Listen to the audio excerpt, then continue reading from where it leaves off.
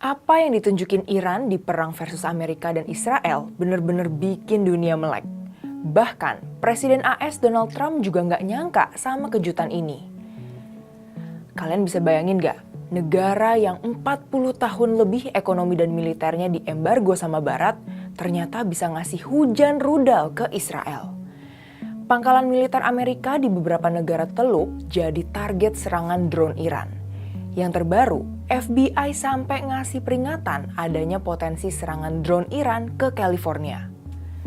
Ini jelas gak main-main. Pertanyaannya, kok bisa Iran bangun ribuan rudal dan drone canggih di tengah cekikan ekonomi? Apa yang mereka lakukan dan kenapa kita harus belajar dari mereka?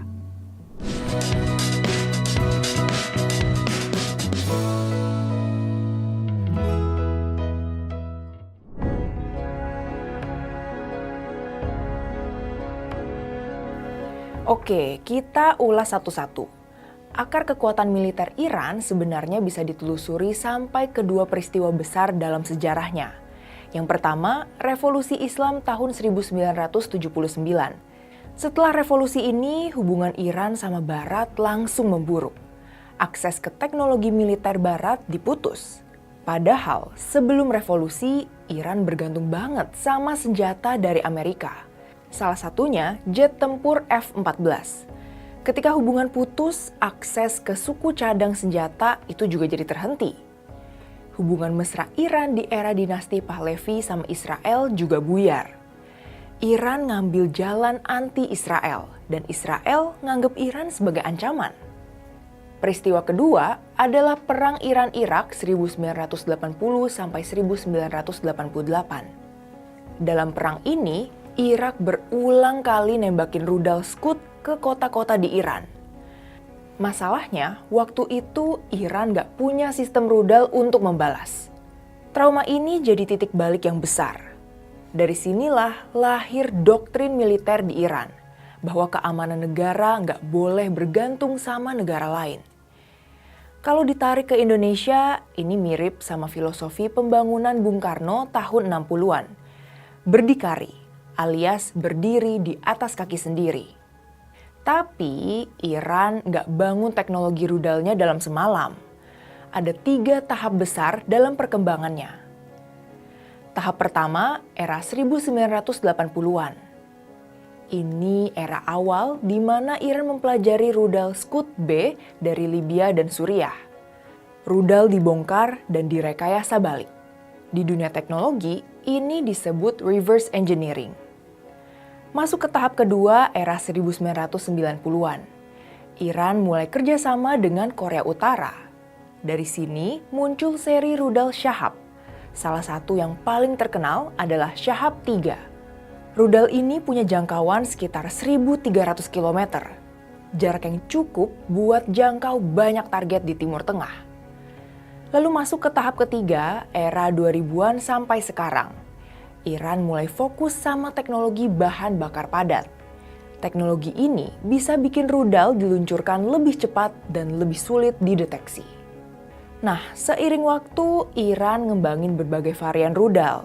Dari seri Fateh yang presisi tinggi, sampai rudal hipersonik yang diklaim bisa nembus sistem pertahanan modern. Hasilnya, banyak analis militer menyebut Iran sekarang punya salah satu gudang rudal terbesar di Timur Tengah.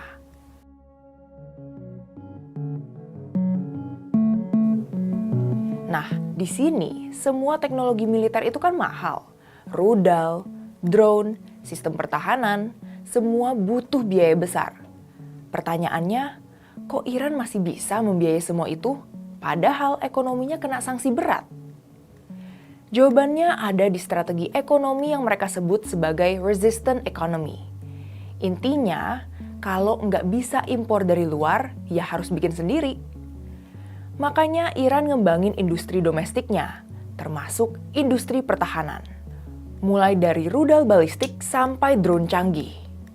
Terus, dari mana Iran dapat dana buat bangun industri dalam negeri di tengah embargo ekonomi? Jawabannya adalah minyak. Iya, Iran itu negara dengan cadangan minyak terbesar ketiga di dunia, di bawah Venezuela dan Arab Saudi.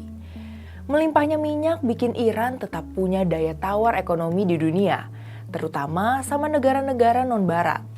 Salah satunya adalah Cina yang diperkirakan menyerap sebagian besar ekspor minyak Iran.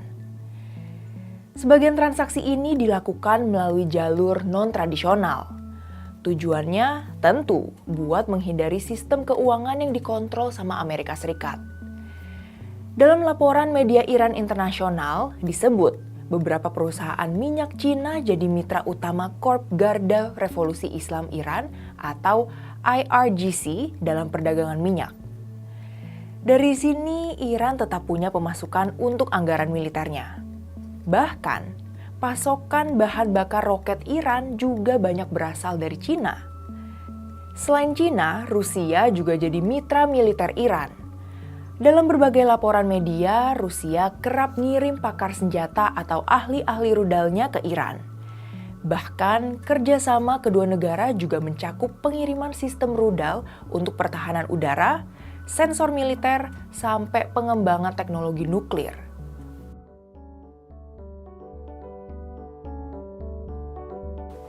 Menariknya, Iran gak cuma mengandalkan industri berat, mereka juga berinvestasi besar di bidang teknologi dan riset.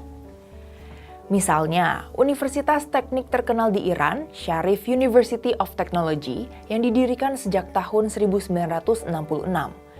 Universitas ini jadi salah satu pusat pendidikan teknik terbaik di kawasan Timur Tengah.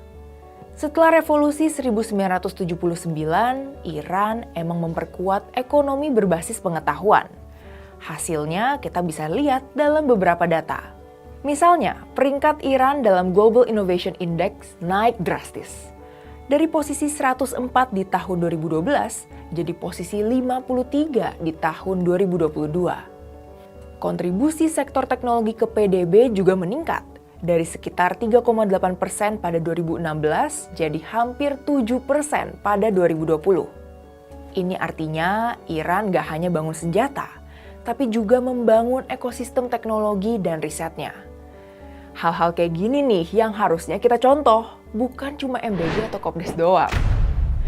Gak cuma itu, kita juga bisa belajar dari Iran tentang kemandirian teknologi, termasuk di industri pertahanan. Kurang-kuranginlah impor alutsista yang mahal itu, fokus bangun industri dalam negeri. Kampus juga harus terhubung sama industri. Iran itu punya ribuan knowledge-based companies yang lahir dari kampus. Ada lebih dari 4.500 perusahaan berbasis riset yang dikembangin untuk mengkomersialkan penelitian kampus. Jadi, riset kampus tuh bisa jadi acuan buat industri bikin produk jadi. Bukan cuma mejeng-mejeng di rak perpustakaan doang. Contoh tuh Iran, bangun rudal atau drone murah tapi efektif. Negara juga harus aktif dorong ekosistem inovasi anak bangsa. Di Iran, startup dan perusahaan yang fokus ke ilmu pengetahuan dan teknologi dikasih diskon pajak sampai 15 tahun.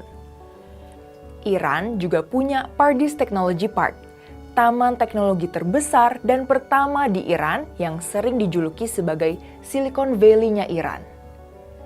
Tempat ini jadi pusat inovasi dan teknologi yang nampung lebih dari 370 perusahaan teknologi tinggi dan 2.000 startup yang mempekerjakan ribuan spesialis. Soal anggaran riset, jangan ditanya. Iran jor-joran, bahkan sempat naikin anggaran 256% buat badan risetnya. Jadi bukan dipotong-potong dengan alasan efisiensi anggaran kayak di Konoha. Jadi kalau dilihat dari gambar besarnya, kemampuan militer Iran sebenarnya bukan muncul secara tiba-tiba. Ini adalah hasil dari puluhan tahun isolasi, investasi di teknologi, strategi ekonomi alternatif, dan jaringan mitra internasional. Dan yang paling menarik, semua itu justru lahir dari keterdesakan. Ketika akses keluar ditutup, mereka dipaksa mencari jalan sendiri. Pertanyaannya sekarang, apa kita juga punya keberanian yang sama untuk berdikari? Karena di dunia yang makin gak pasti, negara yang terlalu bergantung pada impor teknologi, impor senjata, atau impor pangan, sebenarnya lagi menaruh masa depannya di tangan orang lain. Iran nunjukin satu hal penting. Kemandirian teknologi itu bukan pilihan mewah, tapi soal bertahan sebagai negara. Dan pelajaran besarnya mungkin bukan tentang rudal, tapi tentang mentalitas. Negara yang mau bertahan di masa depan harus berani investasi di ilmu pengetahuan, riset, dan anak mudanya. Nah, menurut kalian gimana nih? Apa Indonesia juga harus mulai serius bangun kemandirian teknologi dan industri strategisnya? Tulis pendapat kalian di kolom komentar ya.